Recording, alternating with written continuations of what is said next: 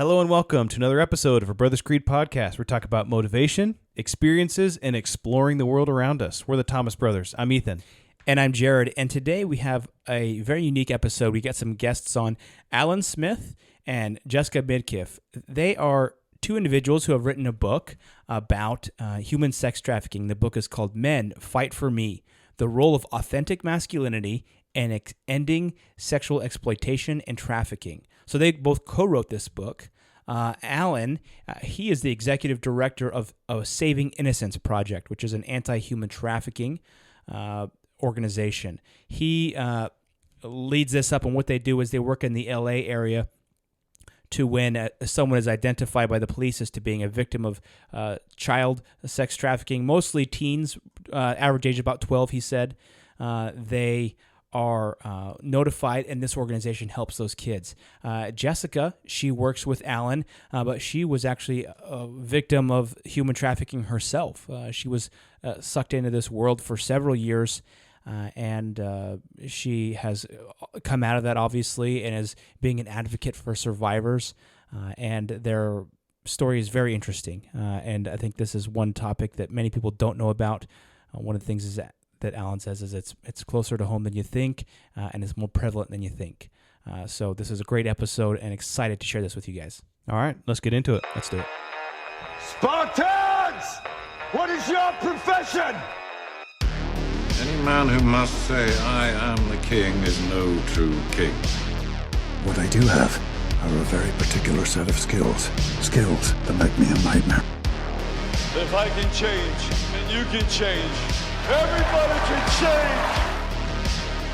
Let us all unite! Let us fight for a new world! A decent world!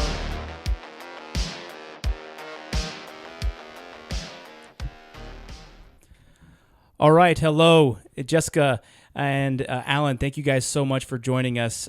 We are so pleased to have you on the podcast today. You guys are going to share some great insights and really shed some light on something that I think many people don't know about. So thank you both for joining. Well, thanks for having us. We're pleased to be here. Go ahead.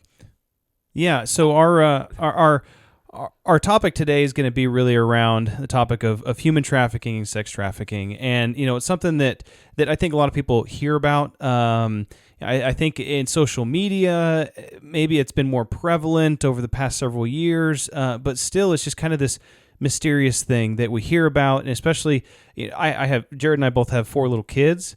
And so we think about these types of things. And it was a great opportunity to talk with you guys and to see, you know, what are some different things that we can do as men, as parents, as people to be better stewards of the community and those around us. And so maybe we could just kick it off at the beginning here.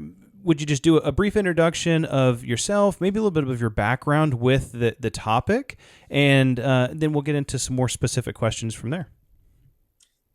Sounds good. I'll kick off and then Jess can follow me. My name is Alan Smith, and I'm the executive director of an anti-trafficking agency called Saving Innocence, found at savinginnocence.org. And I have the privilege and honor to lead that team. And we are up to our eyeballs in the recovery and the restoration of mostly child victims of sex trafficking, although lately we have branched out into working with adults as well.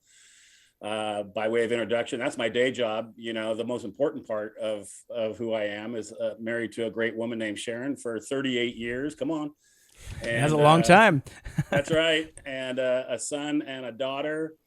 And in about 2 weeks, we're going to go visit my son and his wife. They live in Texas, actually. They moved there recently because they let us know that we're about to be grandparents for the first time. Oh, congratulations. Nice. We're going to go check in on them and see how they're doing. But that's me in a nutshell. Very good. Thank you so much, Alan. And hi, I'm Jessica Midkiff. I work for Saving Innocence. I am a program development specialist right now. I've done mostly direct services for over 10 years. I've done it for maybe about 4 years at Saving Innocence and moved over to helping in a different way, which I'm very happy about. Let's see, I am a survivor of commercial sexual exploitation. I am the co-author of Men Fight for Me, the book that I co-authored with Alan, which was a huge blessing. I am a mother of an adult. She's in the Navy and doing her thing. And yeah, I'm a proud mom, and I'm just happy to be here today. Thank you, guys. Excellent. Thank you so much. Those are great intros. Jessica, I wanted to maybe start with you and talk to you.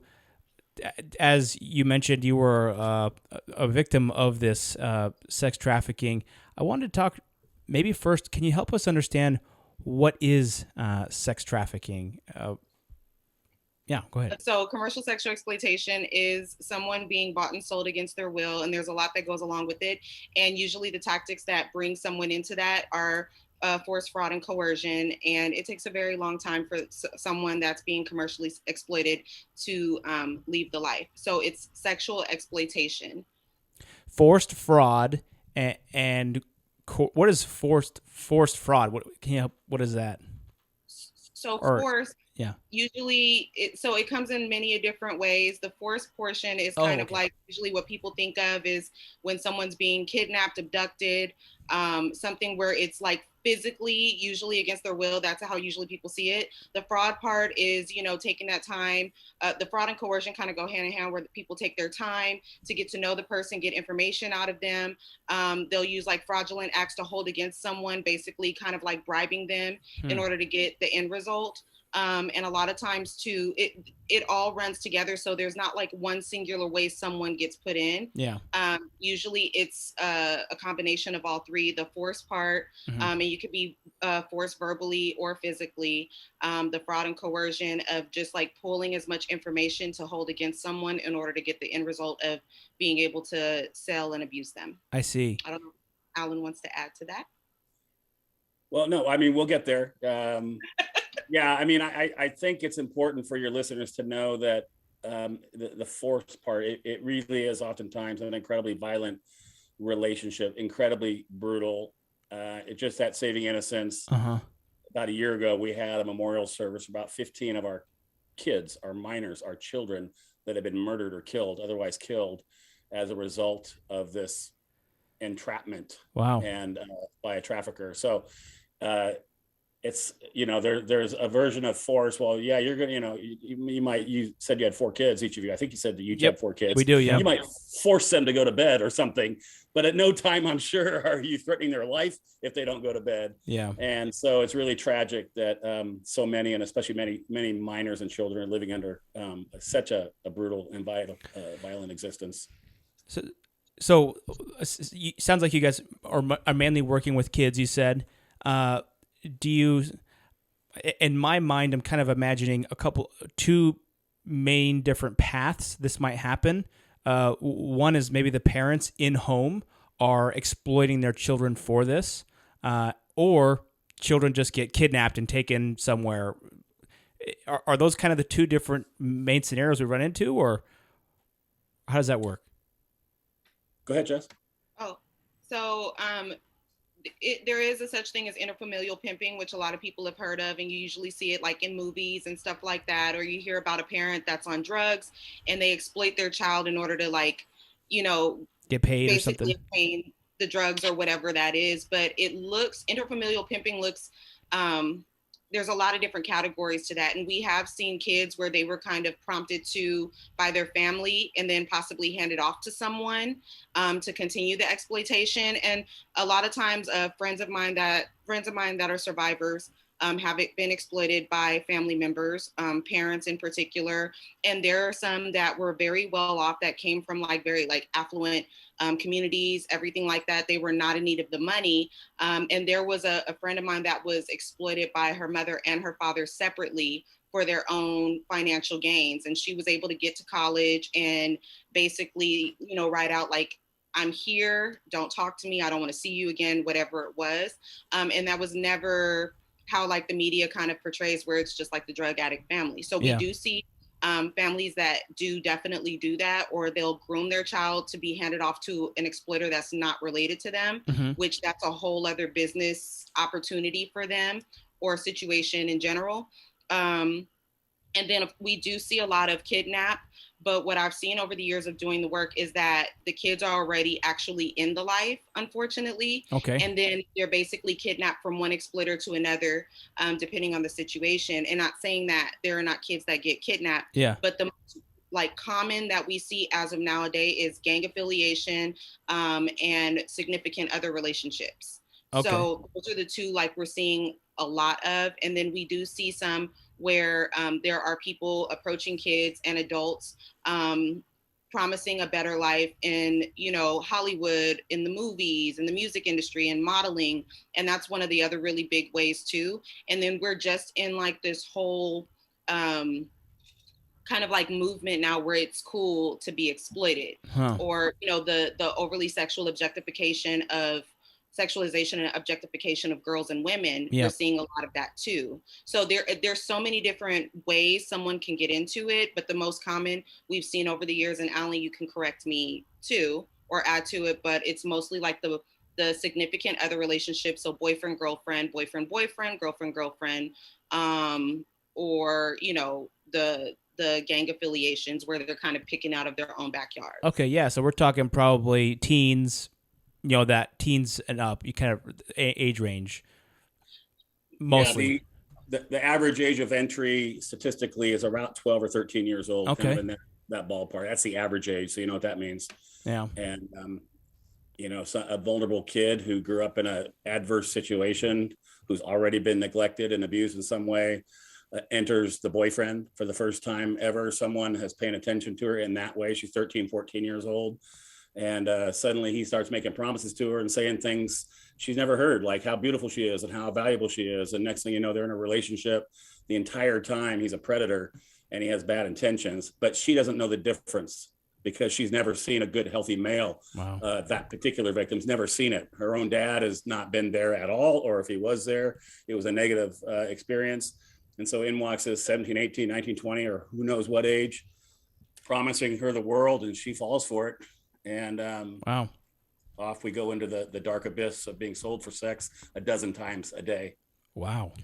Yeah, and Jessica, I was just thinking whenever you're talking about, the objectification of women and everything else, and it is kind of, I don't know, the world we're in today, it's kind of a sex sells economy, right? And you just go on social media in general, and that's what it is. I mean, you're flipping through, and it's almost like these people are, to a certain extent, kind of exploiting themselves on social media for some sort of, I don't know, maybe it's monetary feedback or whatever else. And I think that example, is just, it's just something that I see that I want to potentially protect, I don't know, my family and my kids from. But I know that you said that you had experience with this, I guess this industry, and I'm sure that it's a sensitive subject, but I would like to maybe ask a couple questions just about the background of that. And, how did you, or maybe at what age, or how did you get a little bit of your personal experience and get caught up in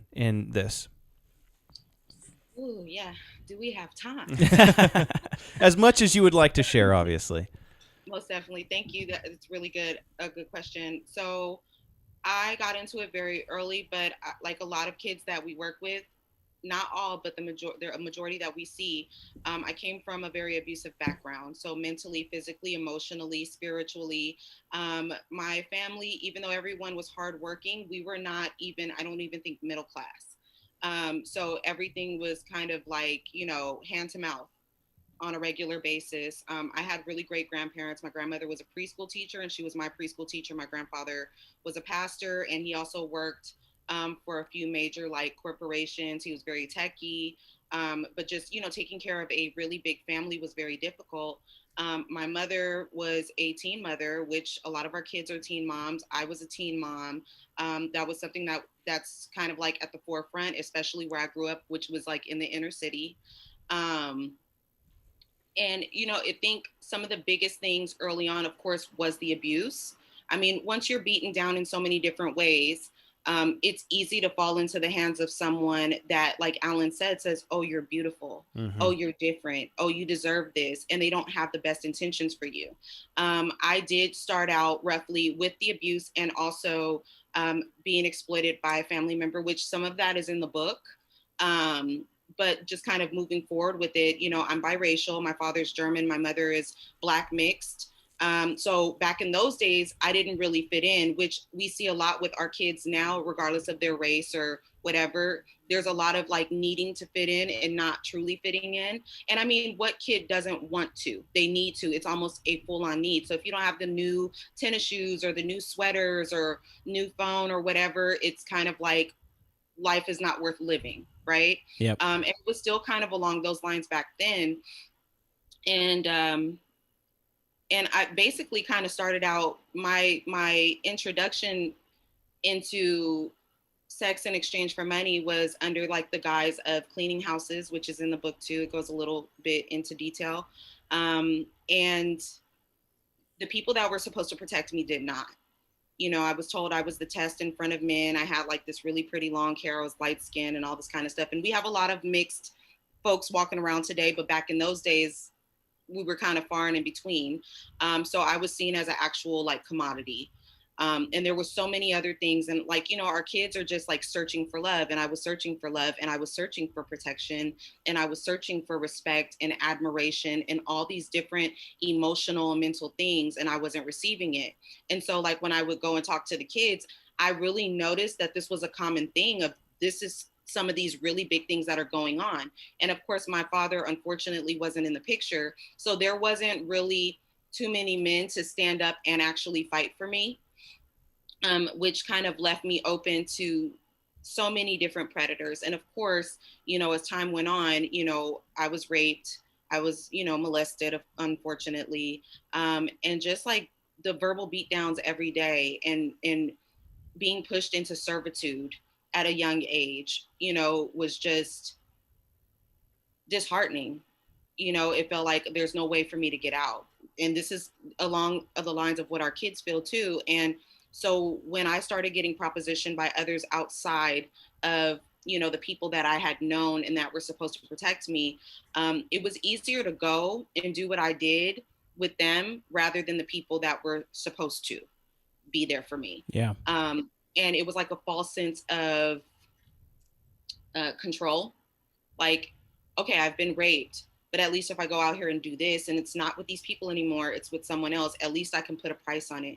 At least I can say when, at least I can say how, even though that wasn't true either. It was that false sense of, and because of that, it was very difficult to get out, and it just continued to grow and manifest in so many bad ways. And so that's like with our kids, why it takes so long sometimes for them to get out.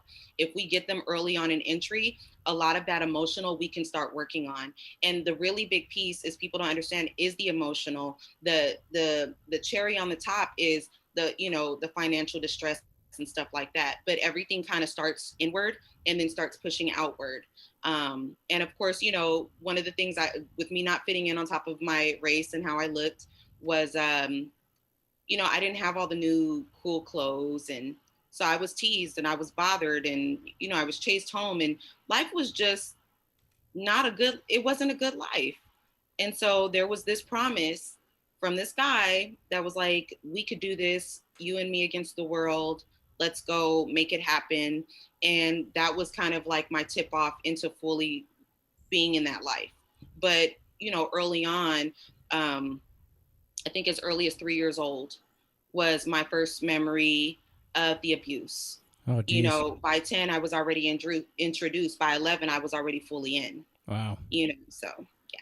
Thank you for sharing that with us. That's just something that I can't even pretend to completely comprehend, but almost being just completely treated like a commodity. And that's just what you are, is you're just something to be sold or to be used. And being in that position, I can't imagine of not having someone to be able to specifically turn to for rescue, kind of, what you said. And I think that really ties back to, I guess kind of the title of your book, right? Men Fight for Me. And you said you didn't have a father figure, someone that was there to really protect you from these types of situations.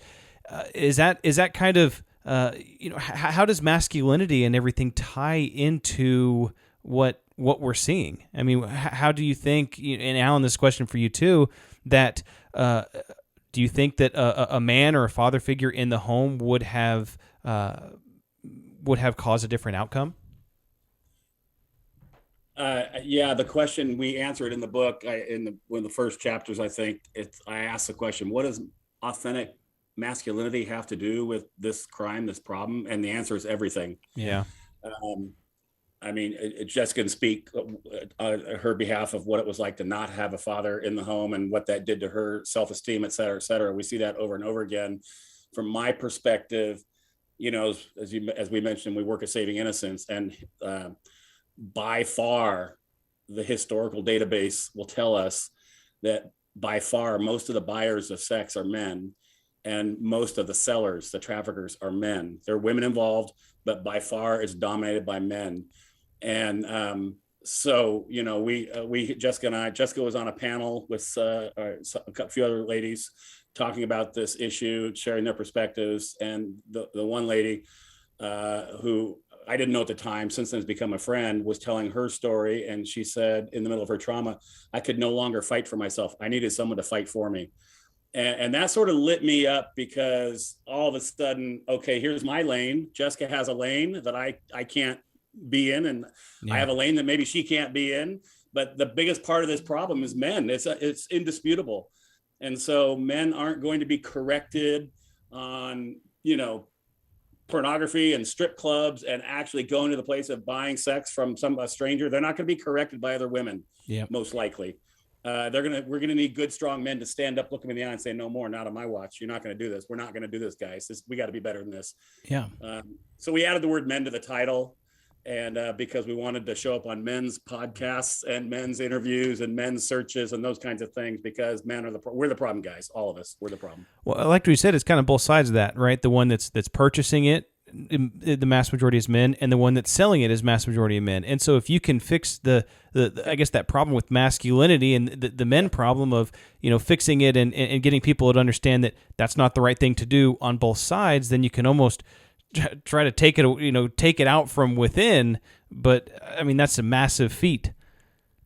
We know the answer to how to end human trafficking and sex trafficking. If something goes wrong with your body or your car or your house or something, you get an expert, they know where it is, they pinpoint the problem, they can, take an x-ray or an MRI or whatever. If they know what it is, now you have a chance of actually coming up with a remedy or a cure to whatever the problem is. Well, this is very clear. The problem is men. And I think the biggest mistake that us men can make is hearing some of what Jessica said, looking at this problem. Well, I'm not abusing my child. I'm not out buying sex. I'm tuning out. This isn't for me, right? And that would be a huge mistake, because all of us have a role to play. And all of us guys, if we're not actively down that dark path of actually participating in that way, we're passively allowing it to happen. And someone might say, well, I'm not allowing it to happen. Then I would say, well, is it happening? Yeah. Yeah. Well, then you're allowing it to happen. Yeah. We have to bind together. We got to link arms and we got to stamp this out. And it's time for men to show up and shine and be strong. And we're living in a day and age where you almost get in trouble for even saying that. Yeah. The answer to bad men doing bad things is not making all the good men shrink away and be neutral. Yeah. Because that's going to create a bigger gap that bad men are going to step into. Yep. We need good men to be more masculine, authentically healthy, powerful masculine in the best sense, adding hope and positivity and strength to confront the bad men who are up to no good. We know what the problem is. That means that we're 50% there. We know what the solution is. Yeah, I mean, that's so powerful what you just said, and I think I would be remiss if I didn't just ask the question outrightly: what is it that we can do? I think there's some things out there, like I've heard that, maybe people aren't going to their local strip club or propositioning women on the street that are likely or possibly trafficked, but I do know that. I think recently it came out that a majority of pornography on Pornhub was from trafficked women. And so stuff like that, people who are going to these websites and things are supporting that. They're supporting, in a way that human trafficking. And I think that's one step that I could see, but what are the steps that men can take to stand up against this? Number one, get more educated, open your eyes, become aware, but Yeah. awareness without action doesn't really help anybody. Become aware. And Jessica and I would humbly submit our book, Men Fight for Me. Yeah. There's a thorough breakdown of what the problem is. Yeah. There's a bunch of survivors sharing their life and their story. Jessica courageously goes into quite a bit of depth into her story in the book. We've created a website called fightforme.net where you can get other resources. There's other books, and the survivors have the other things that they're doing. Get a little more aware, a little more educated, and then not too much, because it's a 911. We got to get going. In chapter 4 of the book, we do talk about, it's called Man to Man. It's me and my male voice, challenging men to step into an authentic version of masculinity. We break it down. What's a real man? No one knows. Is it a certain age? Is it when he has sex, he gets married, graduates from something? What is it? Nobody knows. There's no definition. So we break it down. We give a definition. Here's what it means to be a real man. And so the answer is get enough men to cross over the tipping point and step into a healthy, strong version of masculinity, and then confront those who aren't. And spoil alert, it starts in the home. It starts by us guys looking in the mirror, taking a good, honest look at our life, at our actions, what we're doing, and then make sure we're the right husband, the right kind of father. Our little girls and little boys are desperately in need of strong, healthy picture of what it means to coexist with authentic, powerful men in the world. Your little boy needs to know, oh, so that's what it looks like. Your little girls need to understand, oh, so I can expect to be treated because I saw you treat my mom or the server at the restaurant, just the way that we do it, the way we live life. And that's the micro. It starts in the home, and there's all kinds of things we can do. Vote certain ways in elections. We're gonna have to stop some things that are contributing to the dark beast, the big ugly beast of exploitation. And you mentioned pornography. I don't know what the stats are. 80 or 90% of men are looking at pornography, if not all the way down the addiction path. What they don't know, the average knucklehead after hours looking at his computer or phone or something, his wife's in bed, doesn't know. There's no way to know who on that screen is there truly consensually and who is there against their will. Yeah. And we know this, that most are experiencing some kind of coercion or exploitation, if not actually trafficked in, meaning they have no choice whatsoever. Yeah. They're actually forced to be there.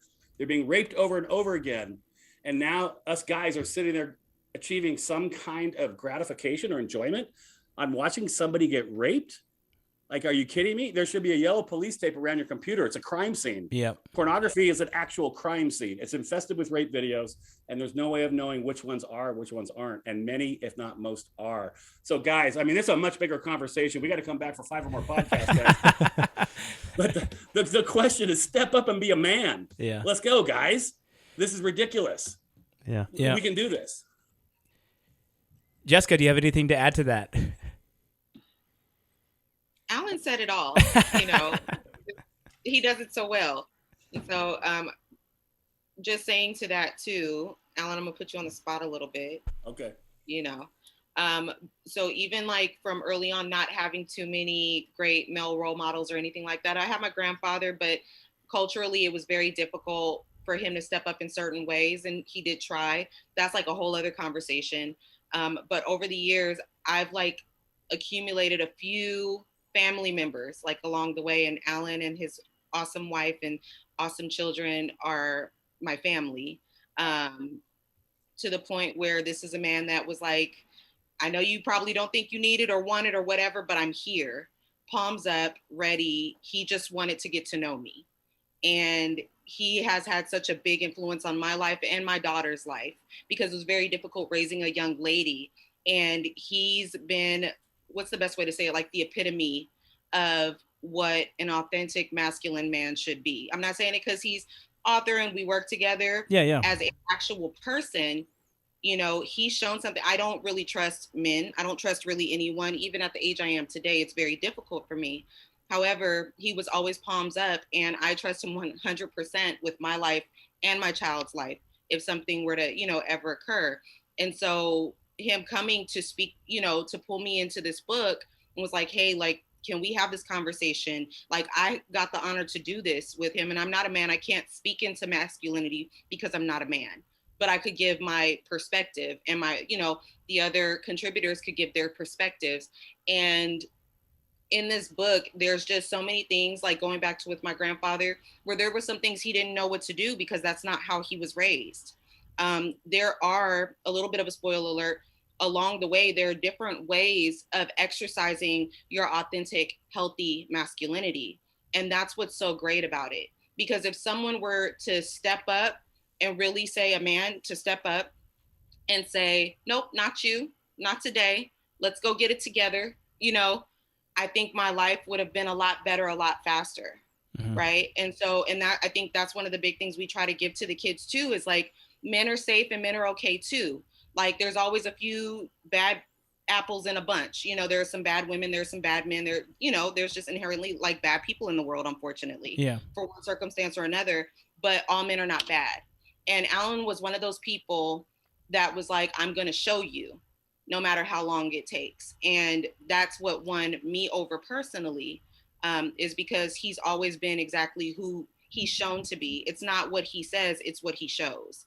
And so, and I think that's a really big part of it too, is, you know, a lot of kids that we work with, and including myself and some of my friends, we've been given so many verbal promises of safety and respect and love and all these different things, but there's so little action, what Alan was kind of speaking, you know, into as well.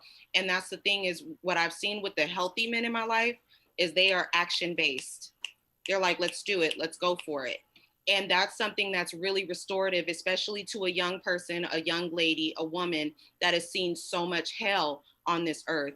And to see someone kind of be a light where it's like, oh, you all are not bad. Yeah. Oh, this is okay.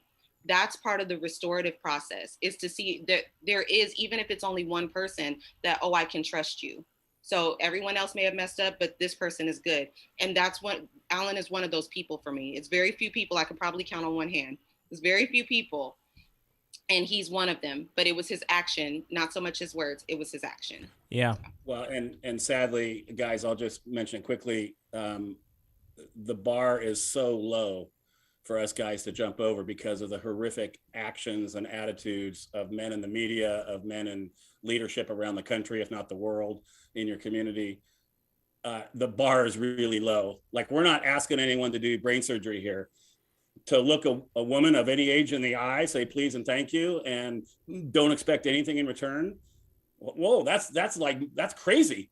Like we can do this, guys. Yeah. You know, well, it's not that hard. Yeah. I think, you know, Alan, I think that our audience, for the most part, is going to be folks who are good dads, who are raising good families, who are trying to be, raise up a greater generation. And I would say that, like myself, and speaking for myself and my Ethan here, because I know him, that we are trying to be great men, and we're trying to do that best in our families. But my question for you is, and I think this is where the Saving Innocence project comes in, and I'd like for you to talk about that, is what is that step that we can do to help those that are outside of our sphere? How do I step in and help use my masculinity and use my protective nature, because I want to protect those in my community? I don't know anybody who's trafficked. I don't know anybody who's in that situation. I mean, I've in my own realm, and I'm loving my family, but how do I step outside of that? And maybe talk about your Saving Innocence project. And that's exactly the right question to ask. Most men are not, they're decent people. They're out trying to do the right things. Most men are that way, for sure. You know, there's a lot of ways to answer that. I would say on a practical level, let me back up. You asked about Saving Innocence. We're contracted by LA County. That's where we're in Los Angeles on the ground, to respond anywhere within 90 minutes when a child victim of sex trafficking is identified. And so we have a team of advocates, case manager advocates, that are these rock star ladies, and they take turn being on call, and they go out in the middle of the night and get this child to safety, and then everything that she needs. Then we walk with her 6, 12, 18 months, maybe as long as it takes, till she doesn't need us anymore. And we have a number of survivors. We call them lived experience experts, and they bring in their perspective. I told Jessica she has a PhD, an honorary PhD in trafficking. And we have 3 others on our staff that have that same background. And, you know, so we're getting to the place where what can good, decent men do? I'm not out buying sex. I don't look at pornography. I care about this. What can I do? Yep. And I say, what can you do? Like, what do you know? What are your talents? What are your gifts? Where'd you go to school? What's your education? What's your bank account look like? Like, how can you help? Take whatever it is that you are and do and are good at, and now shift it slightly and focus it towards the good side of this solution. So like, you guys have a podcast. That's one easy thing you can do. You didn't start a podcast for us. You're already doing it. And you invited us to join you. Simple. Like, that's an easy thing for you to do. Yeah. Now will be a little harder. I would ask every man or man, woman, whoever, Google the rabbit hole of Google, anti-trafficking agency near me or something like that. Go to their website, find out, call them. What do you guys need? And then do your best to meet that need.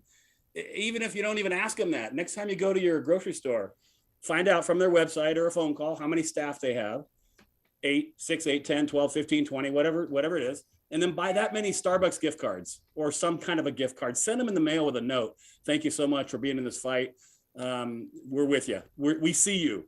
That'll mean the world. I mean, you could just little things like that take almost no effort whatsoever. You can come alongside and do it. And then the bigger part of the bigger solution is, I challenge men to look in the mirror and get their life in sync with a non-exploitive culture, the kind of society and world you want your daughter to grow up into. Like, it first has to resonate in our heart and our mind. And we got to probably not look at certain websites. We probably got to just excuse ourselves from conversations with the guys and the things they're joking about. We certainly got to walk away from pornography and anything more like that. And then see how many good men you can get to join you with that. Get this book, read it with your guys, read it if you have teenage boys, read it with your teenage boys, discuss it. And it's notable to say that the proceeds are benefiting survivors of sex trafficking. So I can very unapologetically say everybody should buy a case of these doggone books. Yes. At fightforme.net. Give them out like candy. Christmas will be here before you know. Give them to everyone on your list. And one man at a time, one community at a time, we can change the world. And I believe that. Otherwise, I wouldn't be trying it. Yeah, there's a couple things that have been said. One from each of you that I really kind of latched on to, and it was, the first one, Jessica, yours was that you found something that you hadn't experienced before, and that was like a man of action, a man that was just actively engaged in what they were doing and what you were doing, and what was going on. And then, Alan, you had come in and you said, being able to look a woman in the eye and say, please or thank you, and not expect anything specifically in return. Just to have that connection with someone that's, not exploitative in any way. And that was kind of two things that stuck with me, and saying, well, how can I better myself? And number one, become a better man of action, because I think a passive person, to me, a lot of times not doing anything is just as bad as doing something bad. And so being a man of action, and then being a man that doesn't expect things in return for everything. And I even kind of brought that all the way down to my home and with my wife, right? Am I treating my wife in a way that is, and I love my wife dearly, and I am so grateful and appreciative of everything that she does, but are there things that I do that maybe are kind of overstep those bounds and expect things that, maybe it goes above and beyond just the appreciation and everything else? How can I kind of give a better example in my life and to my children? I have 3 boys and 1 girl. And so there's just a couple of things that really stuck with me that I really enjoyed. So thank you for that. Well, and I'll let Jess chime in a second, but I was just going to say, between the two of you have 8 children, 8 little humans that are on the little clay mold. You're molding them, and I don't know what age. They're probably not that old based on. They're real little. Yeah, all under 8 years old. Yep. Perfect. That's phenomenal. You've got so much. And right now, you guys are superheroes. Like, they have nothing on their calendar. They're ready to do whatever you want to do with them. It's phenomenal. It's a great age. Those little boys, absolutely. Like, this comes back to the bigger macro question of what can good men do? Treat your young boys, teach them, not treat them, teach them how to respect women at an age appropriate way, how to respect the women in this world. That's absolutely critical. Those aren't going to be buyers. They're not going to be sellers. You're going to be adding to society, part of the solution. Good young men who know what it means. And you celebrate it when you see it. You correct it when you don't. And you're walking with them now. You're going to have them in your house for the next 10 years at least, depending on how old they are. What a great laboratory. And like I mentioned earlier, your little girls, oh man, they're being lied to. And they're probably too young to really be on social media, that kind of stuff, but they will be soon. They are being lied to. Absolute lied to in terms of their worth and their value and somebody else's perception of beauty. And they're so young now, they're still impressionable. You guys can write that narrative in a way that grows them up with confidence and strength. And they know that they're beautiful inside and out. If you let the world teach your children what it means to be young men and women in this culture, they're going down a path of destruction. And I would say I totally agree that if you see something bad happening in society, in culture, in your neighborhood, in your family, whatever it might be, you see it and you don't do anything about it, then you're complicit in that bad thing that you can see. You're complicit in making it happen, because you're allowing it to happen. And that's where we need strong men to say, no more. We're done with this. We can't. The answer is no. And before I wind up, I'll say I spoke at something recently. This is something that parents and dads and parents can do, answering that bigger question. And I spoke at something, and I showed a 1 minute video clip. We've all seen versions of this, National Geographic, the jungle over in Africa, and it's talking about predators. The big words fill the screen, predators. And it's showing what predators do. And it shows this lion down low, moving slowly, slinking downwind, and he's waiting for his prey. There's a strategy to it. There's a plan. He's not making it up. He was born with this idea of what it means to be a predator. And then the herd, a buffalo or zebra, go running by. And in that video clip, you've seen him. Does he jump on the first one, the strong one, the confident one, the leader? No, he waits in the grass. And for when that small, unaware falls behind, he jumps on that one and devours that one. So what can we do? What can good guys and good women do? Raise your children to be strong, confident, and aware. And don't shy away from the fact that there are predators. FBI told us there's at least 1 million predators online at any given time. Your kids aren't online yet, but they will be.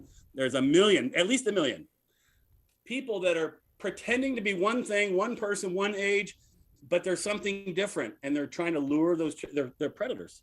And they're doing the exact same thing that the animal kingdom does. So moms and dads, you got a big job ahead of you. Have your kids be strong, confident, and aware. That's the best thing you can do.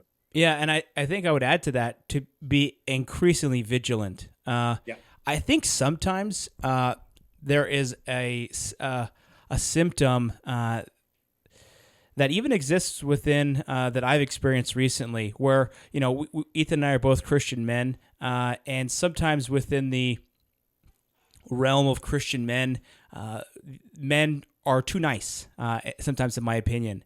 And so sometimes they will get a predator who is trying to prey on people, and they are too nice to stand up. And in my opinion, what good is it to have all these morals and be courageous in word, but then when you actually come up against someone who is a predator or doing something that's wrong, you don't stand up because you say, "Oh well, that person's a child of God, so I'm not going to say anything about that," or and it's like, well, we got to stand up. I think that part of it is that you have to fight. Like part of your book title says, "Men fight for me." It's not men, say that support me in your words only. It's fight, and sometimes that means taking action and standing up to people and saying, "Hey, this is wrong. You're wrong," and having uncomfortable conversations, having sometimes stepping into a situation where it's very uncomfortable, very awkward. Honestly, my wife and I have recently experienced something like this, where there's been a predator. We've had to stand up against this situation, and lots of people, they just kind of brushed it off and said, "No, it's fine." But we're said, "No, it's not fine," and it's not fine for anybody else here. And just because we were one of the first targets, or my wife was the first target, doesn't mean it's not going to be somebody else in the near future. So you got to fight. And if you didn't confront that predator, then his next victim is on you. Yep. And we need people to understand that. One of the great Christians of all time, Dietrich Bonhoeffer, the famous German theologian, he actually tried to attempted to assassinate Adolf Hitler. Okay, so that's a man of action. He saw an evil, and the only way he could try to stamp it out would be to assassinate the man. I don't know. That's pretty. That's pretty awesome. I love that. He didn't succeed, so I don't love that. But the world would have been a different place for sure. Yeah. But yeah, you got to fight, take action, and not just in words only. It's easy to say in words only. And I think a lot of times people, they're so oblivious to that kind of thing can even happen that they're like, oh, no, I'm sure that it's just this, or I'm sure that it's just that.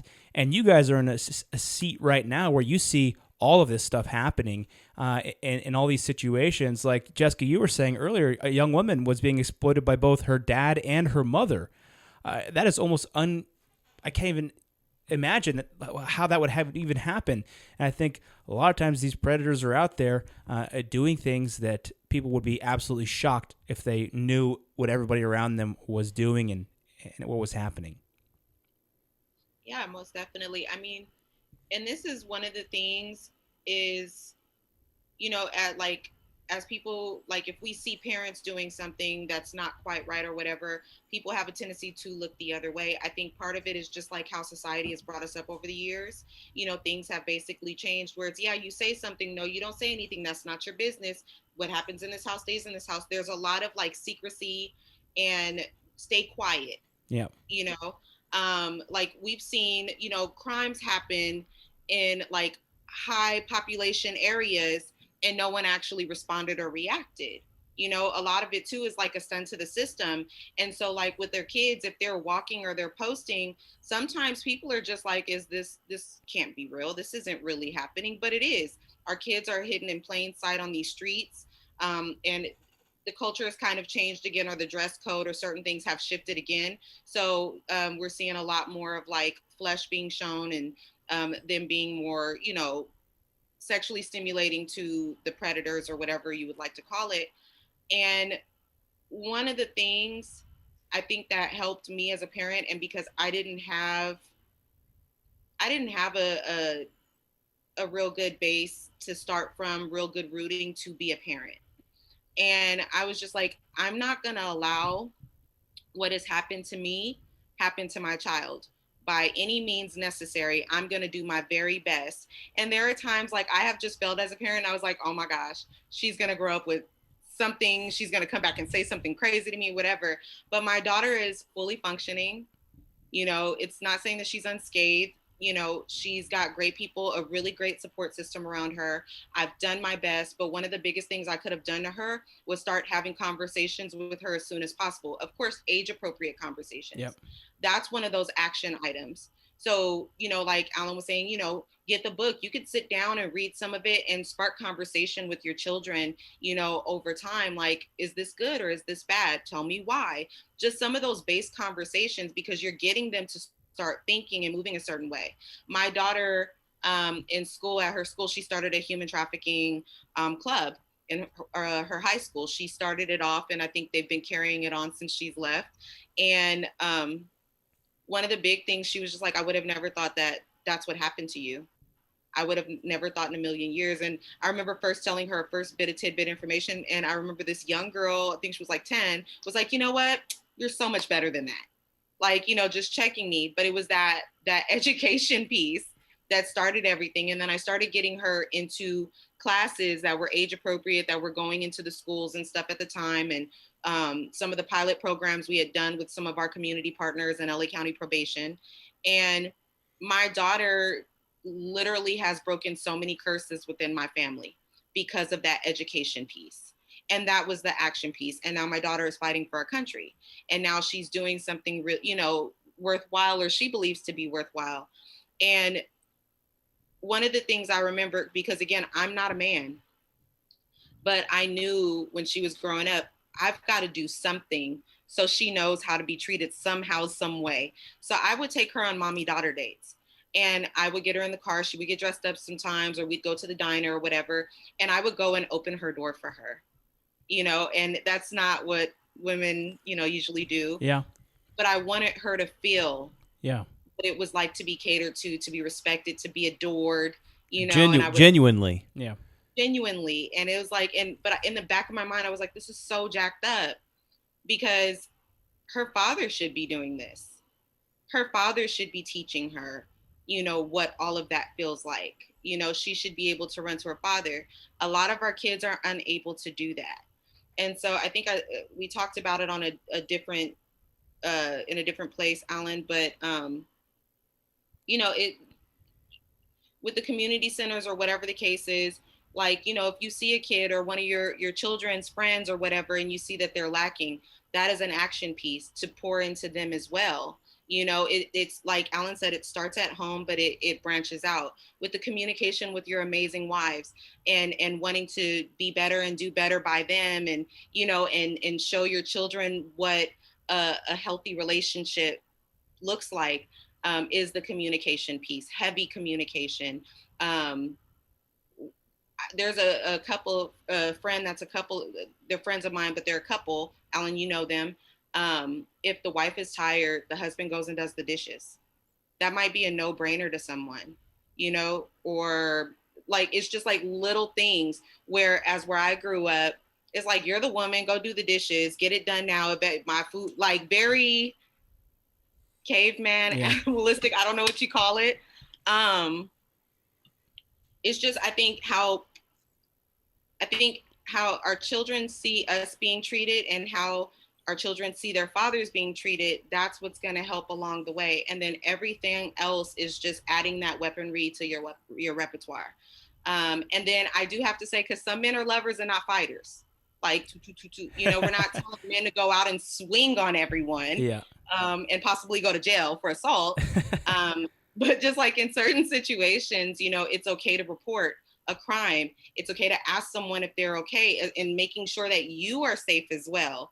You can't go blindly into something and get hurt trying to help someone else. Like, there's just so many different things. Some of those things we take for granted as human beings.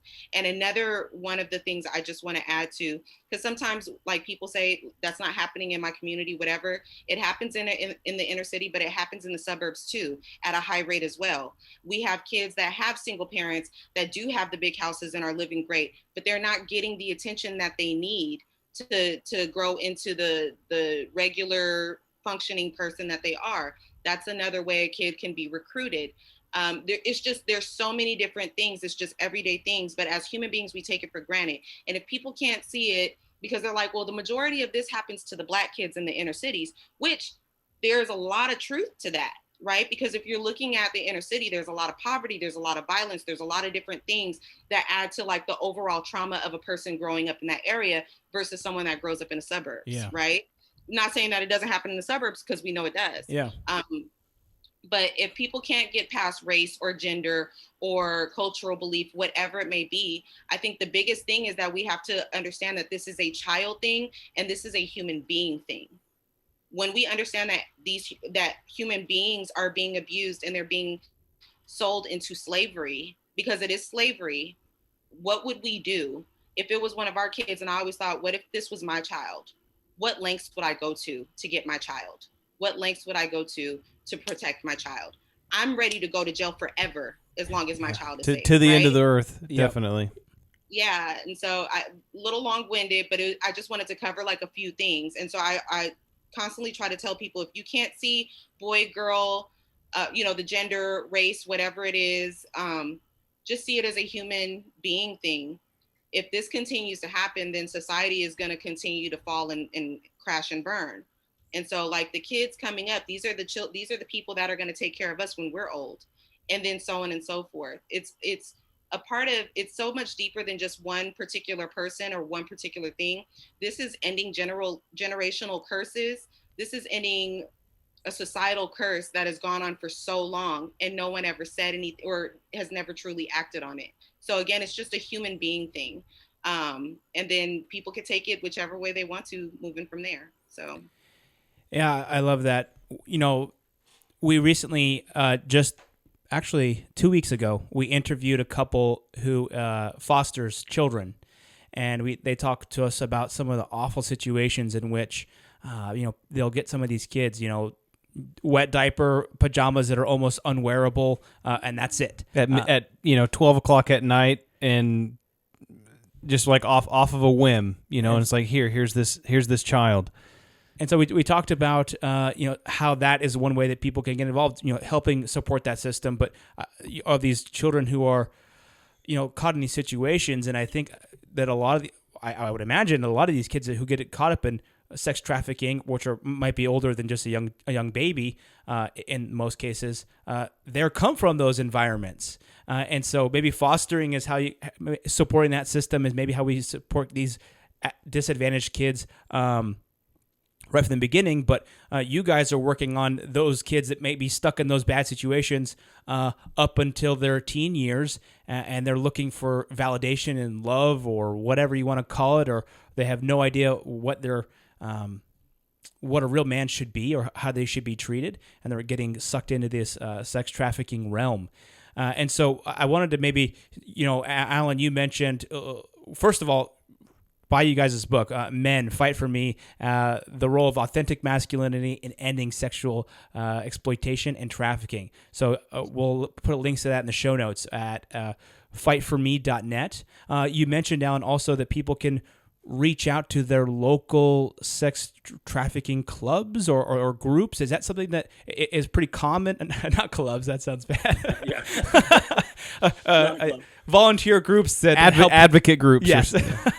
Well, and I don't know every city, and I'm not sure where all your listeners are, but if you Google anti-trafficking agencies, I'm pretty sure that really every major city, there's something along those lines, there's some effort, and they are needing resources, and you could encourage them and you could give them things. Yeah. that'd be a huge gift. And also you guys who are working in the LA area. I mean, obviously you guys could use a lot of support and the effort. Can you give us some numbers? How many kids do you guys get a week, or what's the volume? Well, at any given time, we have about 150, 160 open cases of mostly kids, minors, that we're in the process of helping them regain their life and their health and their wholeness out of. We've got approximately 2,000 kids that we have helped in our work in that way. The middle of the night calls that, like I mentioned earlier, we probably get about 2 per week, roughly, just like clockwork. And some of these kids are trafficked in from other states, other cities. And so a lot of our work for those, because LA is LA, it's a big, big market for everything, including trafficking. So all those kids that come our way, we don't stay with them very long, because we're helping, partnering with FBI and everybody else to get them back to where they're coming from. Wow. But coming alongside and supporting a foster family agency would be a huge way to get involved. And maybe you can't be yourself a foster parent, but you might be able to be in a little group of supporters that, once in a while you show up and drop off at dinner, or, get certified so you can be with the kids for just, a few hours, and let the foster parents go out on a date night, go to a movie or something like that. That would be huge. And about 80% of sex trafficking victims are coming out of the foster care system. They are already in foster care. Wow. So we know where these kids are. We know where these victims are, where these future trafficked children are. They're existing in our America's foster care system. The weakest of them all, basically, are in the foster system, and predators pick up on that, and they're exploiting that. Yeah, no, they've been abused and neglected and damaged in so many ways, so much so the government came in and said, we're going to move you from the situation and put you over here to protect you. That's the group home or the foster family, and they may or may not have the right motives and the right training to do that job as foster parents.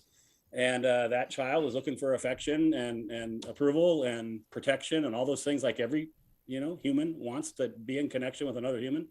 And like we said earlier, that would-be boyfriend steps in and he can just see the vulnerability. Yeah. And it's a short leap. It's not as big as a leap. Your listeners should know that all of this is bigger than you think, and is closer to where you're sitting right now than you think. And you need to be vigilant. I think one of you guys said the word vigilant earlier. Absolutely. Yeah. Yeah. Well, this has been extremely eye-opening, and we both appreciate your openness, your advocacy, and your hard work to save those most innocent among us.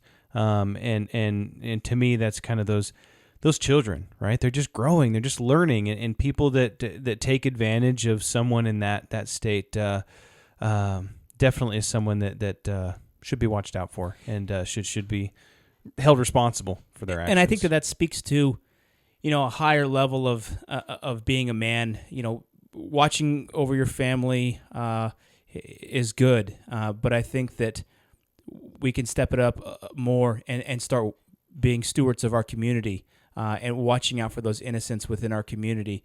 And that's where really what you guys are advocating for. And I think that is exactly the type of masculinity that we advocate for here on this podcast, is caring for not just your own, but for those that are around you as well.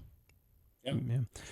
Finally, we'd like to hear something that we always ask. Everyone that comes on the podcast, we always ask them about their personal creed.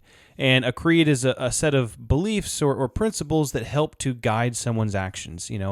And we were wondering if each one of you individually could share a portion of your own personal creed, your own personal beliefs that help guide your actions. It could be a quote or a scripture or a topic or something that is close to your heart that helps you to get up in the morning and make the right decisions. After you, Jess. All right, so I'll make it short and sweet. One of the things that gets me up and going every day is that I was put here on this earth with a purpose. I've gone through what I've gone through, and there was a purpose.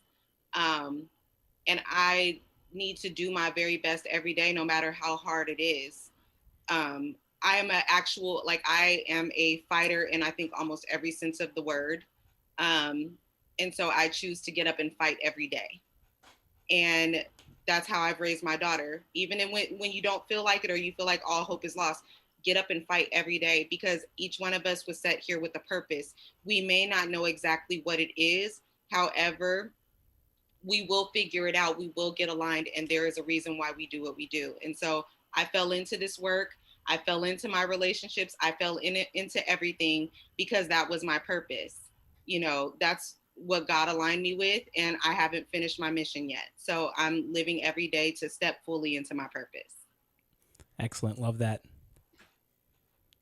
For me, the long answer is no, I'm not going to give it to you now, but another shameless plug in the book, chapter 4 talks about authentic masculinity. And so my goal every day is to live out the 4 pillars of authentic masculinity. You got to read the book to tease. It's a tease. You got to read the book to find out the real definition of a man. But the very short answer is Romans 8:37 says we are more than conquerors.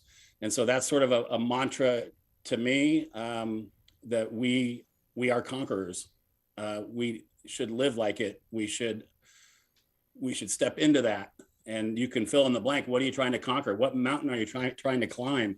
What beast are you trying to slay? Whatever metaphor you want to slide in there. But the scripture says we're more than conquerors. We're not just barely conquerors. We're more than that. And that's something that's always been important to me, as a kind of a guiding scripture for me. Yeah, that's great. Love that. Dropping bombs here. If we only realized our potential, men and women, that the Lord sees in us, then I think that we're capable of doing so much good. And appreciate both of your examples in doing good to others and helping uplift the hands of those who are downtrodden, to say the least. Yeah. Is there anywhere else where I know we've talked about the book and the location to be able to go and find you. Is there any other places that we haven't spoken about where our listeners can find you? Any social media?